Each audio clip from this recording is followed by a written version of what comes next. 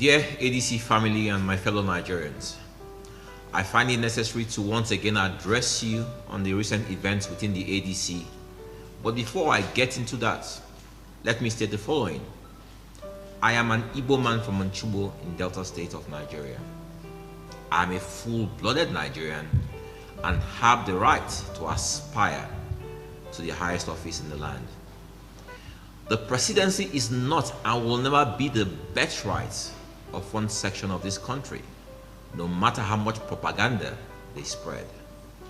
There's a lot of deliberate misinformation going on by these agents of destabilization, masquerading as a political coalition. There is a clear difference between a political coalition and a political gang. The first has noble ideals, while the gang seeks power for personal gains. What we have here today is a gang unable to survive outside political office, seeking to hijack the ADC as a means to revive their personal economies. They are truly on a rescue mission, but it's a mission to rescue themselves from the harsh economic realities which they themselves created for our nation. They accuse me of being a paid spokesperson for President Tinubu, and my response is this. It will be an honor to be a spokesperson for the president of the largest black nation on earth. But unfortunately, that's not who I am. Political jobbers who have no visible means of livelihood are always eager to tar others, but I remain unfazed. They, with the active support of their cohorts in the media, now say they are the ADC. They are not. I can call myself the president of America till I am blue in the face, but it doesn't make it so. They are offering some of the state chairmen as much as 20 million naira to resign their positions, which goes to show that their intentions are not honorable. My question to this gang is this. If you succeed in paying off all the ADC party officials at state and local government levels to resign, what next? Our constitution still doesn't allow you to assume their offices. This is the plain and simple truth. Your money will get you nowhere in the ADC. If you have to build your rescue mission on fraudulent misrepresentation, it just shows who you really are. The imposter who claims he's their spokesperson made bold to say that I am merely the former presidential candidate of the party and not a party official. His pedestrian argument is that only party officials can challenge party affairs. This is the same elitist ignorance that brought Nigeria to this point, where we believe Nigeria is only for the rich and powerful. Bolaji, please be informed that every member of our party, no matter how poor you people have made them, have a say in the ADC. This fake coalition is staging events in different parts of the country where they pay poor Nigerians to say they are decamping from other parties to the ADC. This is the typical strategy of these old politicians, and we have had enough of it. They need to sing a new song. Former Vice President Atiku Abubakar, a man whose antecedents clearly shows he doesn't believe anyone from the southern part of Nigeria is deserving of being president of Nigeria, orchestrated this charade for his personal benefit. He almost truncated President Obasanjo's return for a second term because he believed the seat was his. President Jonathan suffered the same fate, and then after 8 years of late President Buhari as president, the same Atiku Abubakar believed it was morally right for him to be the presidential flag bearer of the PDP in the last presidential elections. This was most unjust and unfair, and led to the current disintegration of that party. He is now using some charlatans to deceive former Governor Peter Obi that only he, Atiku, has what it takes to win an election because he can get majority of the North to vote for him. This is really uncharitable of him. If the former vice president says my assertions are not true and that all he wants is a better Nigeria, I then challenge him today to publicly declare that equity demands that the presidency should stay in the South for another 6 years, he can then support any Southern candidate of his choice. He will never do this. But if he chooses to continue on this slippery slope, I want to reiterate that the ADC is not for sale, and it's not an old people's home. We are a party that believes Nigeria needs fresh faces, fresh ideals, and fresh ideas. This current political war is the war of the old for the old. It's not our fight. In the ADC, Nigeria and Nigerians will always remain our objective. Thank you, and God bless. I'll now take your questions. Thank you. It's a good question. First and foremost, let me say this. The people we are talking about are not members of the ADC. Yesterday, we all saw former Vice President Atiku resign from the PDP almost 2 weeks after they came and they said they were part of the ADC. As I speak to you today, former Governor Peter Obi is still a member of the Labour Party. If we look at what's his name, El Rufai, he's still a member of the SDP. Former Governor Rotimi Amechi is still a member of the APC. So the people who came together to say that they are forming a coalition and they are taking over the ADC are people who belong to other parties. They are not in the ADC. They just came to cause this upheaval in the ADC. So, if you're in my shoes, am I supposed to watch people who are not members of our party go through someone who claimed he was the chairman, even though he was not the chairman, and say they've taken over the party structure to prosecute their political ambitions? Absolutely not. I came into a party of common Nigerians who were in that party, even though they had no visible person in that party, but they still stayed in that party because of what they believed were the possibilities of that party. Should I not defend these people? Should I look the other way so that so-called big men, so-called powerful people can come and say, you know what, we'll take this party, we use it as a structure to then fight the sitting president? Or should I defend the interest of a party that made me presidential flag bearer? The honorable thing to do is to stand and fight. I'm fighting for all party men and women of the ADC. Said that the lower court's ruling removing Nwosu, saying Nwosu not chairman, was in error. We then went to the Supreme Court. In their media briefing, I saw the state chairman of Kogi State, and I want you guys to investigate this. The state chairman from Kogi State, who was removed twice in the last 1 year by this same Nwosu.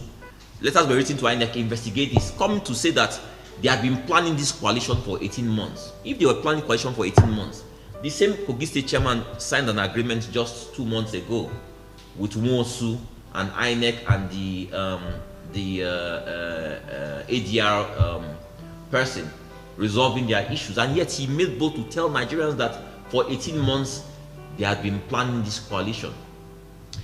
They are presenting a tissue of lies to Nigerians to justify what they try to do. But I'm telling you today that these people have no hold on the ADC.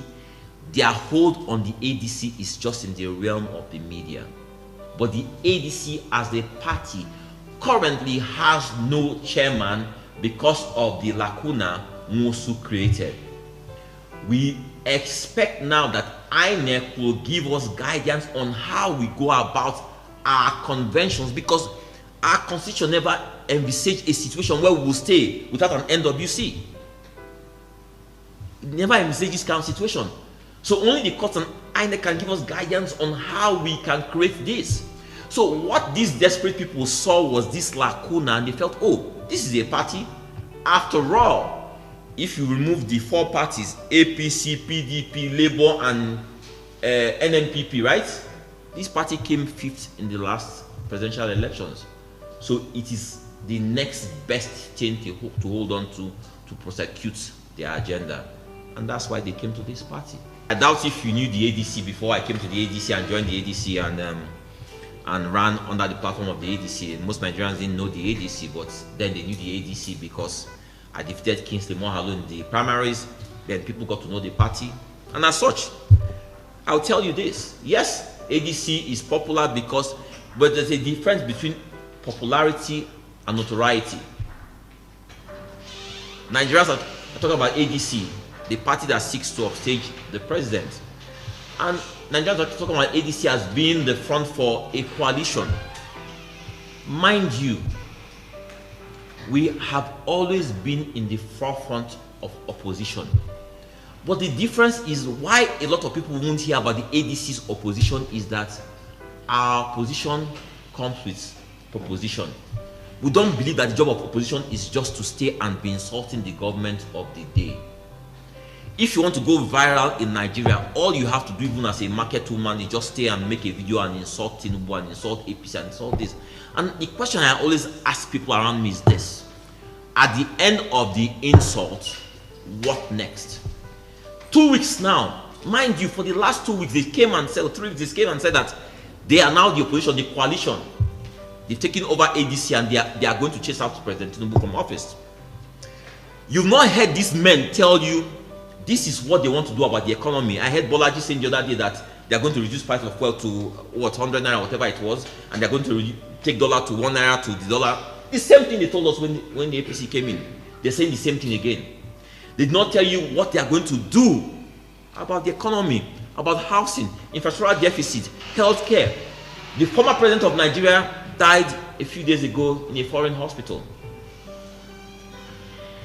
You have not heard any of them address the situation of what they will do about the myriad problems we are facing in Nigeria. All they tell you is this: President Tinubu has got to go. Okay, he has got to go. Tell us what you will do differently, because that's why we're here in the first place. That's why we have the problems we have in Nigeria, because we have never questioned these people. When they come and tell us bogus stories, nobody questions them. That's how they chased Jonathan out of office. Nobody questioned them. Today, when you are paying your rent today, you don't remember the stories they told you and how you brought these people into power. When you are trying to pay children's school fees, when you don't have food on your table, you don't remember all the lies they told you. And where we are today, they've come with another bunch of lies and nobody's questioning them. Question their stories, but before any story, ask them. Anytime you confront these people, anytime you interview them, ask them, what will you do differently about the economy? What will you do to ensure that the Nigerian who leaves school today, that he has a job within the next 1 year, the next 2 years? What will you do to ensure that our hospitals improve, that our doctors and nurses are not leaving Nigeria for the UK, Canada, and America? What will you do to end banditry or kidnapping? I forgot to pose this challenge to Vice President Atiku. The media, you are all reporting almost on a daily basis the killings in Plateau, in Benue, by Fulani people coming from other countries, right? You report these stories. Some of you camouflages and say farmer header clashes. How many dead so far? 1,000, more than 1,000. In the last 10 years, how many dead so far? What has Vice President Atiku Abubakar said about his kit and kin killing innocent Nigerians? What has he said? The young lady was killed in Sokoto last time. Someone, his social media manager, made a tweet. They pulled it down immediately because it was not politically correct for him to speak against his people. That is the man who aspires to the highest office of the land. We know the truth as Nigerians, but we never want to speak to the truth. We never want to speak to the truth. He says he leads a coalition to upstage a president of Southern ethnic stock. That's fine. We are all complaining as Nigerians. I'm aspiring to office. I'm running against President Tinubu. But I believe it's morally and equitably right that anybody from a major party to go against this president should be from the South. There's nothing wrong with that. It's equitable. It's justice. That's all we ask.